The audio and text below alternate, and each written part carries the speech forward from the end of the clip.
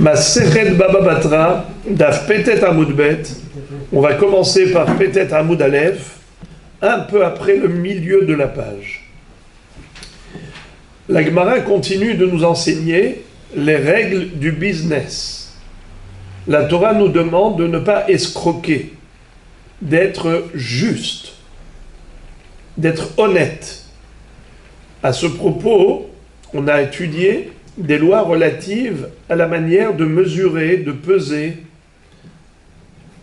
Alors, là, on va parler de poids. Lorsqu'on vend, par exemple, de la viande, ça va être du poids. Des fruits, ça va être aussi au poids. Tanu Rabanan, Haya mevakesh mimenu 10 litrin. Excusez-moi. Haya mevakesh mimenu litra. Imaginons qu'il lui a demandé de lui vendre 1 litre. Shokello litra.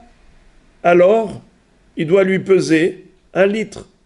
Hatsi litra, un demi-litre. Shokello hatsi litra. Il doit lui peser 1 demi-litre. Revia litra. Shokello revia litra. Si l'acheteur demande au vendeur 1/4 de litre, alors il lui vend. Il lui pèse 1/4 de litre. La Gemara pose la question, Maïkamash Ma'lan, c'est quoi le chidouche? Boker Tov, s'il lui a demandé de lui vendre ceci ou cela, c'est ça ce qui doit lui peser. La réponse, de metakninan mitkele adhachi. C'est pour nous dire que les poids tels qu'on doit les concevoir, les fabriquer, les poids en plomb, n'est-ce pas? Ça doit être fabriqué en fonction de ces mesures. 1 litre, 1 demi-litre, 1/4 de litre. Et pas 1/3 de litre, par exemple, ou autre. Pourquoi? Parce que il est facile ensuite de tromper l'acheteur. Le vendeur, il peut mettre, par exemple, au lieu de mettre 1/3 de litre, il va mettre un poids d'1/4 de litre.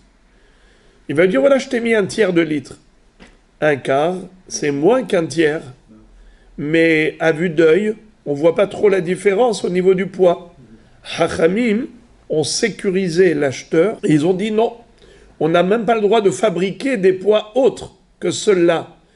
Qui, à vue d'œil, tout de suite, on voit la différence. 1 litre, c'est différent d'un demi-litre. 1/4 de litre, c'est différent d'un demi-litre. On voit bien la différence. Le vendeur ne pourra pas escroquer l'acheteur en lui mettant un poids qui ressemble pour le tromper. Est-ce que c'est écrit sur le poids? Ou alors, je n'ai pas compris. Mais il s'est marqué sur le poids. Non, le volume du poids. Le volume du poids, quand on a un volume d'1 litre, on vient de dire qu'1/3 de litre et 1/4 de litre, il ne peut pas beaucoup. c'est pour cela que c'est assourd. C'est pour cela que c'est assourd de fabriquer des tiers de litre. C'est ou 1 litre, ou 1 demi-litre, ou 1/4 de litre. Je vends pas 1/4 de litre. Nachon. Je vends 1/4 de litre. Nachon. Jamais 1/3 de litre. Exactement. Maintenant, si on veut... C'est ça qu'on va arriver. Oui, non, mais pourquoi? Et si le bonhomme, il veut plus, il veut un... Pour ne pas qu'il soit bien dire, je t'ai vendu Exactement. Il ne faut pas laisser la porte ouverte aux escrocs. Maintenant, comment il ferait s'il veut vendre moins? Alors, Rashbam parle de pièces de monnaie. Comme ça dit Rashbam, chez Pachot Mikan, si on veut moins que ça, moins qu'1/4 de litre par exemple, Shoklin bematbeot, 1 pièce, 2 pièces, 3 pièces, Si je veux 1/3 de litre. d'accord? 1/3 de litre, alors on va rajouter par exemple, sur 1/4 de litre, on va rajouter 2 pièces par exemple de monnaie qu'ils avaient à l'époque. Donc il y avait des moyens de savoir, mais en tout cas il ne pourra pas tromper. Si c'est 2 pièces, c'est 2 pièces. Bon. Tanu Rabanan. Haya mevakesh mimenu shlosh reve'e litra lo yomar lo shkoli shelosha reve'e litra ahat ahat. Et la shokel litra ou maniach revi'a litra ima basar. Si quelqu'un veut acheter par exemple 3/4 de litre de viande, alors les litras à l'époque, c'était des poids. Aujourd'hui, 1 litre, c'est un volume, n'est-ce pas? Parce qu'on vend le liquide. Mais 1 litre égale 1 kilo au niveau du poids. Alors, parlons du litre par rapport au poids. À l'époque, on appelait ça litra. 1 kilo. Le bonhomme veut acheter 1 kilo de viande. Eh bien, c'est très simple. On met d'un côté de la balance un kilo, qu'on appelle litra, de l'autre côté de la viande, et quand la balance arrive au juste niveau, au juste milieu, à niveau, on sait qu'il y a 1 kilo de viande. Mais on avait appris aussi la notion de echreya. Vous savez qu'est-ce que c'est echreya? C'est faire basculer la balance. C'est-à-dire que le vendeur doit toujours favoriser l'acheteur et donner un peu plus. D'accord? Even shelema va tzedek yelach. Tzedek mishelcha vetenlo. Sois généreux et donne un peu plus. Par exemple, quand on est machria tefah. Ou bien, si c'était des... Oui, ou bien par exemple, si c'est des mesures, alors il faut... Comme shenagul igdosh, limchok, imchok. Et il donnait aussi les giroumin. Giroumin, c'était un peu plus. Rappelez-vous, donc, toutes ces halachot qui consistent à dire que le vendeur va être généreux. Alors maintenant, si l'acheteur sait que le vendeur va lui rajouter à chaque fois un petit peu, qu'est-ce qu'il fait? Très malin. Il veut 3/4 de kilo et lui dit « Vends-moi 3 fois 250 grammes. » Comme ça, 250 grammes, Maria Tefar. Encore une fois, Maria Tefar. Encore Maria Tefar. Ah, c'est gentil ça, hein? C'est sympa pour l'acheteur, mais c'est au détriment du vendeur. Alors qu'est-ce qu'il faut faire? Il faut qu'il y ait un seul echreya. Un tefar une seule fois. Comment? Eh bien, il lui dit par exemple, j'ai besoin de 3/4 de kilo. Qu'est-ce que doit faire le vendeur? Il met d'un côté de la balance un poids d'1 kilo. De l'autre côté, il met d'abord un poids d'1/4 de kilo et il complète avec la viande, de manière à ce qu'on arrive à 1 kilo. Et là, il va en effet lui rajouter un peu plus de viande, de manière à faire basculer d'un tefar. Mais il n'y a qu'un seul echreya, pas 3.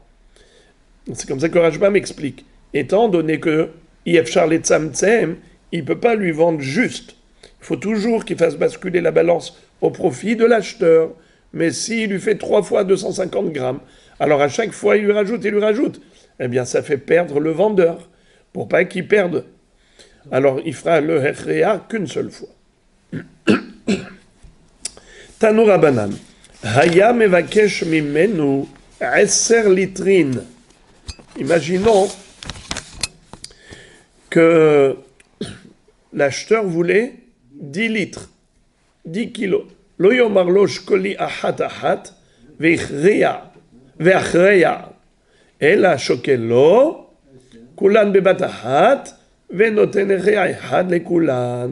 C'est ce qu'on vient d'apprendre, mais c'est confirmé par la Baraita également, cette Baraita qui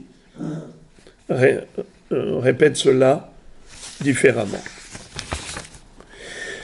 Tanu Rabanan, Nefesh Moznaim, Tluya ba'avir, 3 tefachim, ugvoha mina avir, 3 tefachim, הקנה ומתנה שלה 12 טפחים.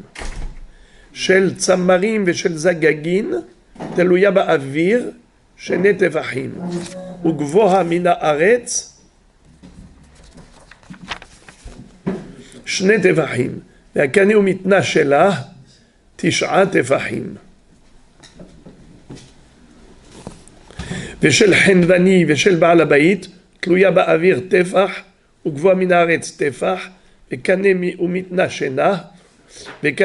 שלה 6 טפחים. ושל טורטני תלויה באוויר 3 אצבעות, וגבוהה מן הארץ 3 אצבעות, והקנה ומתנה שלה איני יודע. Fin de citation de Baraita. Ici, vous avez un schéma de Moznaïm. Vous avez la balance. La balance, elle tient grâce à un canet. Le canet, c'est là. Le nefesh, c'est là. Le centre de la balance, donc la poulie avec cette barre qui est au milieu, ça s'appelle nefesh moznaïm, l'âme de la balance. Ça, ce qui est horizontal, ça s'appelle canet. Et ensuite, on a les mitna, ce sont les lanières qui tiennent les plateaux, les assiettes de la balance. D'accord ? Alors, la poulie avec la barre centrale s'appelle nefesh. Le canet, c'est la barre horizontale, canet, comme un roseau. Et ensuite, les lanières qui tiennent le plateau s'appellent mitna. En araméen, c'est lanière. Ok. Alors, commençons. La Braïta nous décrit les différentes balances. Nefesh moznaïm,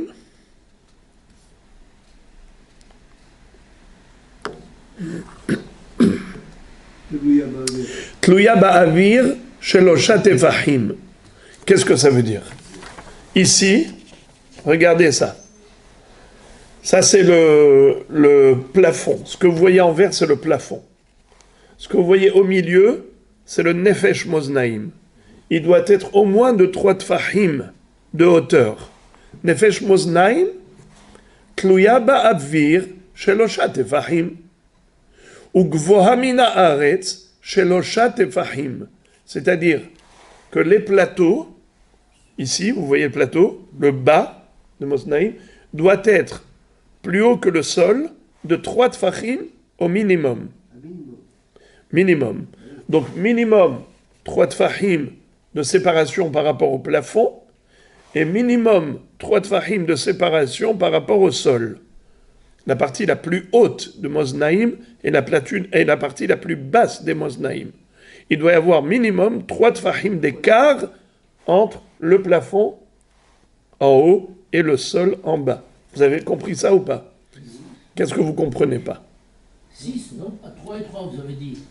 3 tfahim en haut et 3 tfahim en bas. Ça fait 6. Oui, mais maintenant, ce qui nous intéresse, c'est pas 6. Je ne cherche pas à calculer les écarts. Je ne calcule pas un écart plus 2 écarts. Je dis combien d'écarts il doit y avoir en haut, combien d'écarts il doit y avoir en bas, c'est tout. Alors il doit y avoir minimum 3 tfachim en haut et minimum 3 tfachim en bas. C'est-à-dire que si entre le plafond et le sol, il n'y a pas 6 tfachim, on ne peut rien faire. 3 tfachim, pas 6. 3 tfachim. Entre le sol et le plafond, s'il n'y a pas 6 Ah. tfachim, on ne peut rien faire. Beaucoup moins que ça. Beaucoup plus que ça, il nous faut. Parce qu'ici, il y a 3 tfachim et ça fait 6, mais à part ça, il faut encore la place des Moznaïm. Parce que les Moznaïm eux-mêmes occupent un volume. C'est ça qu'il a voulu dire peut-être. Alors déjà, Tluya ba'avir shelosha tefahim, ugvoa mina haaretz shelosha tefahim. Maintenant, ve'akane umitna shela shenem asar tefahim. C'est-à-dire, le canet lui-même, il fait 3 tfahim. Le canet, la barre horizontale, elle fait déjà 4 tfahim. Et ensuite, les lanières, aussi, elle fait combien? 4 tfahim. Ce qui fait, là ici, j'ai 4 tfahim, et ici 4, et ici 4, ça fait combien en tout? 12. Répétons, Vekane, c'est quoi canet? Aidez-moi s'il vous plaît. La barre transversale qui est en quelle couleur ici? Rose. D'accord. Et les lanières, elles font combien? Pareil, 4 tfachim. Puisqu'on a dit que le canet, la barre transversale horizontale, elle est de 4 tfachim en tout, n'est-ce pas? Ça fait combien de chaque côté du nefesh, de la barre verticale? 2 et 2. Alors maintenant, regardez. Imaginons que je mette quelque chose ici qui est très très lourd. Ouais? Qu'est-ce qui va se passer? Donc, ce plateau va baisser et l'autre va monter. Maintenant, s'il n'y a pas assez d'espace, s'il n'y a pas assez d'écart ici, ça bloque. Nachon, qu'est-ce qu'on fait? Donc, il faut un minimum de 3 tfachim. Comme ça, même si ça monte jusqu'en haut, on a 2 tfachim seulement qui vont monter en haut. Donc, on aura toujours une marge en plus. Ça, c'est pour on va voir après qu'est-ce qu'on pèse avec. C'est fait pour quoi, cette balance-là? C'est fait pour peser quel genre de produit? Maintenant, continue. Veshel Samarim, Veshel Zagagim. Qui peut me dire c'est quoi Zagag? Celui qui vend le verre. Et c'est quoi Samarim? Celui qui vend la laine. Alors, Tluya Ba'avir Shenet Fahim, Ugvoha Mina Aretz Shenet Fahim, Vekaneu Mitna Shela Tish'a Tefahim. Qu'est-ce que ça veut dire? Ici, si il s'agit de balance qui est faite pour vendre quoi? Pour vendre quoi? La laine ou le verre. Alors dans ce cas-là, la balance elle est plus petite. Elle fait combien? On fait combien ici en haut? Combien? 2 tfachim, bravo. Minimum 2 tfachim entre le plafond et la barre du milieu, le canet. 2 tfachim. Et combien en bas? 2 tfachim. Maintenant, combien mesure le canet lui-même? Non. Lui, il mesure pas 4. Il mesure combien? Ici, combien il mesure? 3. C'est-à-dire, de là à là, tout ce qu'il y a en rose, c'est 3 tfahim. Les lanières, 3 tfahim. Alors, les lanières à droite, 3. Lanière à gauche, 3. Le canet au milieu, il fait 3. Ça fait combien en tout? 9. C'est ce que nous dit la Braïta. Qu'il fait 3 tfahim. Pardon. En tout, il fait 9 tfahim. Pourquoi 9? La somme de tout, 3, 3, 3. Alors, à Botaï, combien fait la moitié du canet à droite, la moitié du canet à gauche? 1,5. Alors maintenant, si j'ai là 2 tfachim d'écart, c'est bon parce que même si on va mettre quelque chose de très très lourd, il va monter jusqu'en haut, l'autre côté va monter jusqu'en haut, on a toujours encore une marge. Encore, Veshel Henvani, Veshel Ba'alabait, la balance de l'épicier ou bien de quelqu'un qui vend, un fournisseur qui vend un produit qu'il élabore lui-même, un fabricant, un artisan, Tluya ba'avir tefah, ugvoa min haaretz tefah, vekaneu mitna shela shisha tefahim, c'est-à-dire, combien on a ici? 2, 2, 2. Alors, on a ici 2. 2. 2, 2. Alors maintenant, combien j'ai de là à là? 1 tefah. Alors combien je dois avoir minatikra? Tluya ba'avir tefah. Ça va. Je n'ai pas de marge, mais je suis encore bon. Je suis juste. C'est-à-dire que, au niveau de la hauteur, l'écart entre le canet et le plafond, c'est 1 tefah. L'écart en bas, c'est 1 tefah. Étant donné que ici j'ai 2, ici j'ai 2, ici j'ai 2, quand je dis que la totalité c'est 2, ça veut dire 1 de chaque côté. Alors même si je mets quelque chose de très lourd et qu'il monte jusqu'en haut, j'ai exactement l'espace nécessaire pour lui permettre de bien peser sans problème.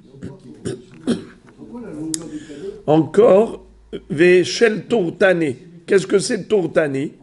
Tourtani, c'est celui qui vend des métaux précieux. D'accord? Comme de l'or et ainsi de suite. Tluya ba'avir shalosh etzbaot, ugvoa mina haaretz shalosh etzbaot, vekaneu mitna shela ini yodea. Et dit, ici, il faut un minimum de 3 doigts d'écart entre le bas du plateau et le sol, minimum 3 doigts. Au-dessus, entre le canet et le plafond, minimum 3 doigts. Maintenant, combien mesure le canet lui-même avec canet ou mitna shela? Canet, la barre transversale avec les lanières, combien ça mesure? Eniodeya. Alors, c'est pour nous dire qu'en fait, étant donné qu'on n'a pas d'instruction, alors on a le droit de faire comme on veut. C'est-à-dire qu'il n'y a pas d'interdiction. Le principal, c'est que ça puisse basculer un petit peu. On n'a pas besoin de donner beaucoup de Hreya. On doit rajouter, le vendeur, il rajoute un tout petit peu, de toutes les manières. Alors ce n'est pas grave, même si il n'y a pas beaucoup de place.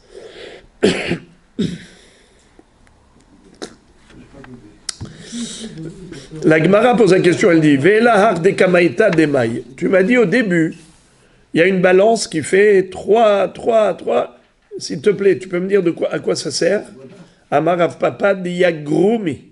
C'est quoi yagrumi? Ce sont ceux qui vendent des métaux grossiers, des gros blocs de métal. C'est pas des métaux précieux. Alors, étant donné que c'est des gros blocs, on a besoin de moznaïm qui soient plus grands. Amar Rabbi Mani bar Patish. Il y avait un rave qui s'appelait Rabbi Mani bar Patish. Il a dit que derech chez Amrou les Inyan Isuran, car Amrou les Inyan Tum'atan. C'est-à-dire, on connaît la halakha de Tum'a des Kelim. Un Keli qui était au contact d'une impureté devient tamé. D'ailleurs, même les aliments aussi, qui étaient au contact d'une personne impure, eh bien l'aliment va devenir tamé. Ou bien Avatum'a qui a touché un Keli, le Keli va devenir tamé. Rabotai. Quel est le din si le Keli a été cassé? Ou bien il n'est plus fonctionnel? Est-ce qu'il est Mekabel Tum'a? Bravo. Un Keli qui n'est plus Keli n'est pas Mekabel Tum'a. Mais également, si initialement il n'a pas été fabriqué convenablement, il a un défaut de fabrication, donc il n'est pas Keli, il n'est pas Mekabel Tum'a. C'est ça ce qu'on est en train de nous enseigner. De la même façon que nous avons une interdiction d'utiliser des kelim qui ne répondent pas aux critères, on n'a pas le droit d'utiliser une balance qui ne répond pas aux critères définis par la Braïta, ainsi des moznaïm qui ont été fabriqués de manière anormale, eh bien, n'est pas Mekabel Tum'a. Pourquoi n'est pas Mekabel Tum'a? Parce que ça ne s'appelle pas Keli. Je ne sais pas si vous comprenez ça, c'est fort ça. Ça a une forme de moznaïm, et pourtant ça ne s'appelle pas Keli. Pourquoi? Étant donné qu'on n'a pas le droit de l'utiliser tel quel, ça veut dire que ce n'est pas une balance qui répond aux critères de la halakha juive. Dans la société juive, pour nous, ce n'est pas un Keli. Et donc il n'est pas Mekabel Tum'a. C'est incroyable ça. Vous entendez? Et derrière, chez Amrou, les Inyan Isuran, car Amrou, les Inyan Tum'atan. Le din de la Tum'a du Keli n'aura pas lieu si c'est un Keli qui est assourd d'être utilisé en tant que balance. Donc il n'est pas Mekabel Tum'a. La Gemara pose la question, Maïka Mashma'alan, qu'est-ce que ça vient nous apprendre? Rabbi Mani bar Patish, c'est un Emora, mais ce qu'il dit, c'est déjà déduisible de la Mishnah. On peut le déduire de la Mishnah. Tanina, Hut Amoznaim shel Henvani veshel Ba'ale Batim Tefah. C'est-à-dire que quand on parle de la balance, dans cette Masechet Kelim où on nous donne les lois de l'impureté des Kelim, on nous dit que pour que les Moznaim, que la balance du Henvani, de l'épicier ou Ba'ale Batim, celui qui vend chez lui à la maison des produits qu'il fournit, eh bien, le shiur du Hut doit être Tefah. Ce qui veut dire que ça correspond à la petite balance. Mais en tout cas, il y a un minimum, il y a un shiur qui détermine qu'est-ce qu'on appelle moznaïm. Pas n'importe quel moznaïm, c'est en fonction de ce qu'on veut vendre que la longueur des lanières ou du canet ou du nefesh moznaïm, tout cela, ça doit répondre à des critères halachiques par rapport au commerce, par rapport aux produits qu'on veut vendre.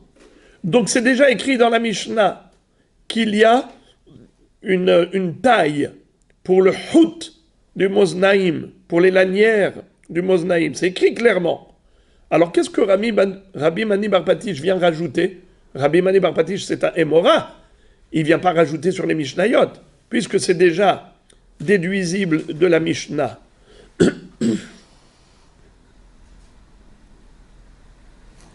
Réponse. Kaneu mitna shela itzterichale de lotnan.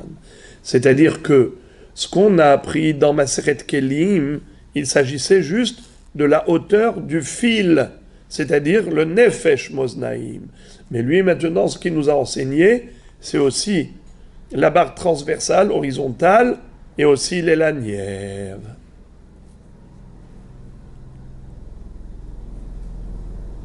Kaneu mitna shela. Tanu Rabanan.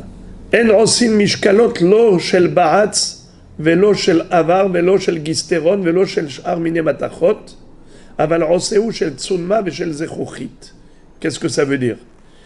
On nous parle du matériau à utiliser pour fabriquer des poids. Qu'est-ce que fait le boucher ou l'épicier? Il met sur la balance des poids. Les poids, ils sont fabriqués en comment? Avec du plomb, avec du cuivre, avec de l'étain, avec quoi? Alors on te dit, non, il ne faut pas que ce soit du plomb, il ne faut pas que ce soit des métaux, il faut que ce soit du rocher, soit du verre. Pourquoi? Car le métal, avec le temps, il y a une érosion. Il subit une érosion. Et étant donné qu'il subit une érosion, si par exemple il y a écrit dessus 1 kilo, en réalité il ne fait plus 1 kilo, car il a été usé et il pèse moins maintenant. Alors le vendeur va tromper l'acheteur, car l'acheteur il voit écrit 1 kilo, il dit tiens c'est bon, mais en réalité, puisque maintenant il a subi une érosion, il pèse moins lourd, donc il lui donne moins de viande, il lui donne moins de fruits. C'est alors que le verre ne se réduit pas avec le temps, la pierre, le rocher ne se réduit pas avec le temps, ça ne travaille pas, ça reste tel quel. Alors, gystérone, c'est un mélange de toutes sortes de métaux. C'est quoi Ba'atz? C'est quoi Avar? C'est quoi gystérone? Avar, c'est en ferrette, c'est le plomb. Gystérone, c'est un méli-mélo de métaux. Et Ba'atz, c'est de l'étain. Bédil. Comme il est écrit dans la Torah, et à Bédil, veta ofaret. Le Rabbeinu Tam, différemment de Rashbam, son grand frère, il dit que la raison pour laquelle il ne faut pas utiliser ces matériaux, c'est pas parce que ça se réduit avec le temps. Et je vous lis. Alors ici, ils ont retranscrit. Ta'am Yisur, la raison de l'interdiction d'utiliser le plomb ou autre, ce n'est pas parce que le métal se réduit. Et la adraba, au contraire. Il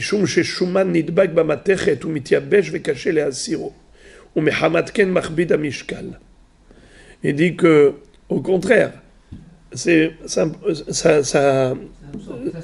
le poids grandit parce qu'il y a énormément de graisse qui se colle au poids, qui est difficile à nettoyer, et donc maintenant le poids il va peser plus lourd.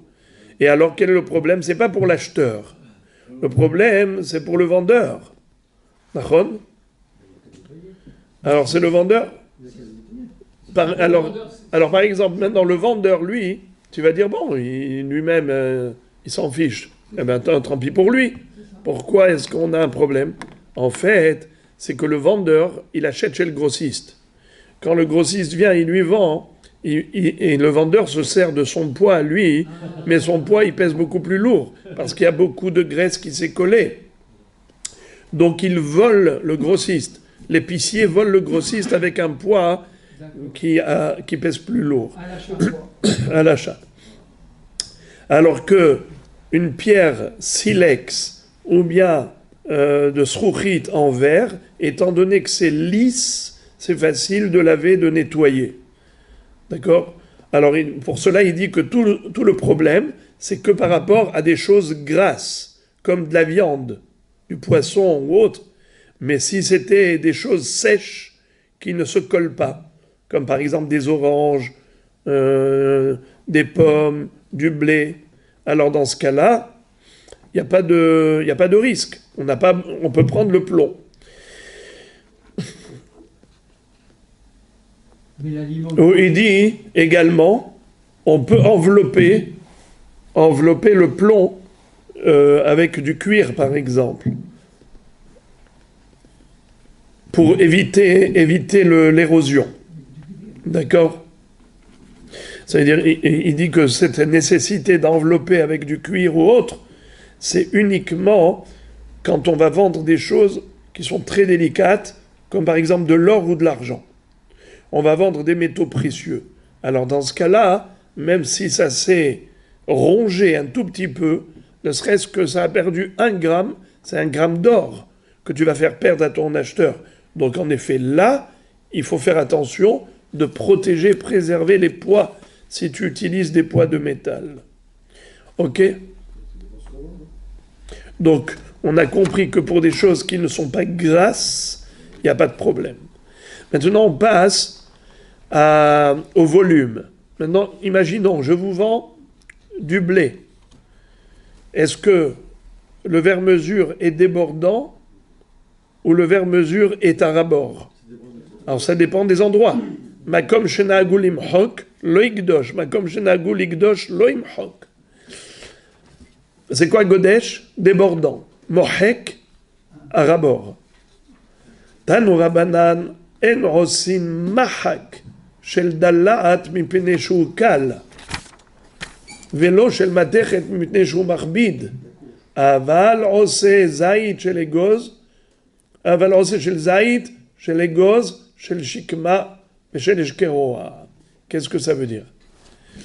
Pour raser le keli, le verre-mesure où on a mis par exemple du blé, pour le raser, il ne faut pas utiliser des moyens de raser qui sont avec un poids extrême, ou trop léger ou trop lourd. Trop léger parce que, pourquoi il ne faut pas l'utiliser? Parce que ça ne va pas bien raser. Exemple, il ne faut pas utiliser de la peau de dalaat. Vous savez c'est quoi dalaat? La courge. La courge qui a séché, et après ça devient comme comment ça s'appelle? Comme de l'écrin. Vous prenez de la courge, mais c'est tellement léger une fois que ça a séché, alors ça va pas bien raser. Ça va laisser encore une partie dessus. Oui, non, parce que c'est pas assez lourd. Donc tu passes, ça va pas assez appuyer. Et si on met aussi quelque chose en métal, faut pas non plus, parce que c'est très lourd, et au contraire, ça va enfoncer les choses dedans, ça va les tasser, et donc tu n'auras pas rasé. Qu'est-ce qu'il faut? Il faut quelque chose qui soit moyennement lourd, moyennement léger. C'est quoi? Le bois d'olivier, ou le bois de égoz, de noyer, ou de shikma, de sycomore, ou de eshkeroa, c'est une sorte de cèdre. On l'appelle Te'ashur.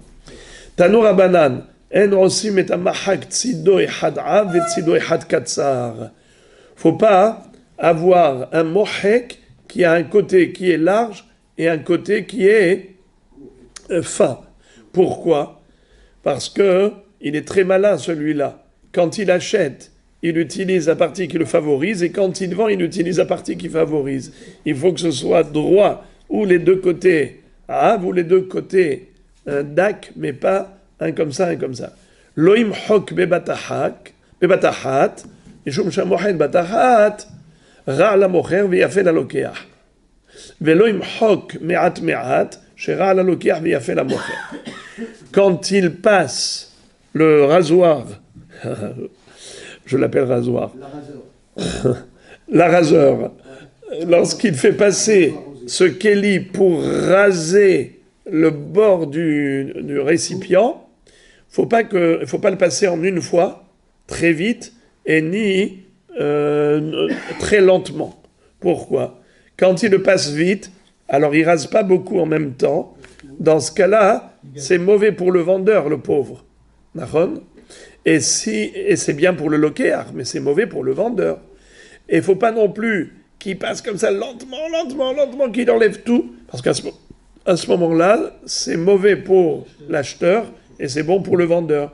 Il faut le faire en une fois, mais benahat, ou bien en 2 fois.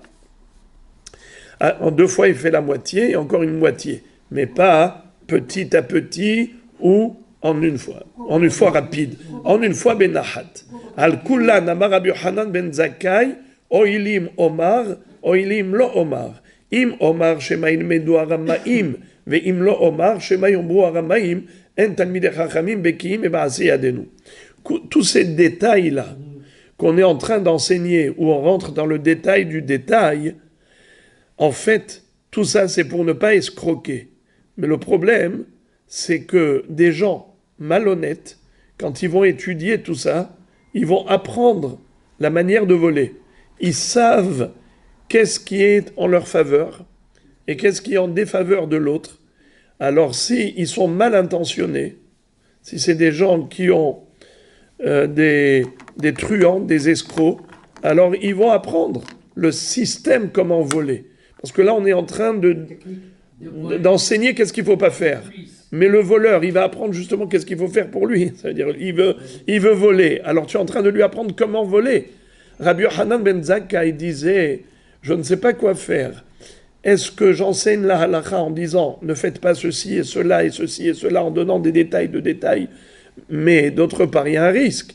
C'est que les gens mal intentionnés peuvent apprendre de là comment faut-il faire pour voler les autres, pour escroquer. Alors j'enseigne la halakha.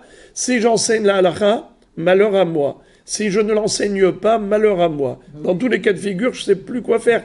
Oili im omar, ve oili im lo omar. Mais il faut qu'il enseigne, au contraire. Oh, la Gemara dit, ibaya leu, amara, o lo amara. Finalement, il a enseigné ou l'a pas enseigné? Il faut qu'il enseigne. Regardez ce que dit la Gemara. Amar, ibaya leu, amara, o lo amara. Finalement, Rabban Yochanan ben Zakkai, il a enseigné ou il s'est abstenu? Amara Shmuel bar Rav Yitzchak Amara. Finalement, il a enseigné. Tous ces détails, il les a enseignés. Pourquoi? Amara. Umeaikra Amara. Parce qu'il s'est appuyé sur le passouk suivant, un passouk de Hoshea. Ki yesharim darrei Hashem. Les tzadikim el chubam ou poshaim ikashlubam. Les chemins d'Akadosh Baruch Hu sont droits. Mais dans ces mêmes chemins qui sont droits, les tzadikim marchent droit et les rechaim tombent dedans, trébuchent dedans. Les rechaim font un mauvais choix. C'est leur problème. Il y a le libre arbitre. Nous, on doit enseigner ce qui est juste et ce qu'il ne faut pas faire. Maintenant, si les rechaim vont déduire de là qu'est-ce qui est intéressant pour eux en faisant la avera, tant pis pour eux. Al-Aïteou la racha v'yamut. Donne au rachat à manger qu'il meurt, qu'il crève avec ces avérotes-là. Tu choisis de faire du mal, tant pis pour toi. Nous, on t'enseigne ce qu'il ne faut pas faire et toi, tu apprends de là qu'est-ce que tu as envie de faire.